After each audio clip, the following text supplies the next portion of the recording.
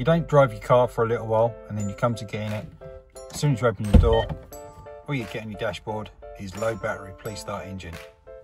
So on my 64 plate, we've got two batteries.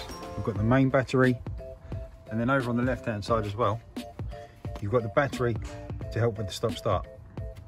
So it's not the first time it's happened. It happened all through last winter when I was hardly driving it because of lockdown as well.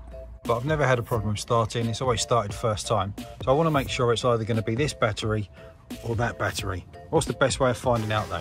So I've just got my multimeter out, just put it onto 20 volts there, DC obviously. And all we're going to do is just connect to the terminals and just see what voltage we're getting.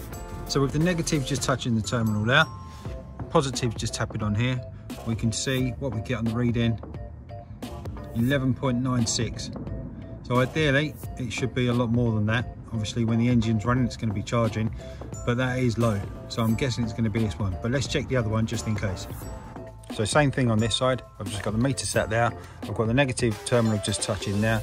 So if I just tap on the positive terminal, we can see we get a much healthier reading of 12.8. So I'm really happy with that. So I'm guessing this battery is good and it's going to be the main battery over there that's going to need changing. So we can see it was obviously built in November 14. And what we can see here as well is that it's the original battery, the Jaguar Land Rover battery. So it's coming up for just about 7 years old, so I'm not surprised it needs changing realistically.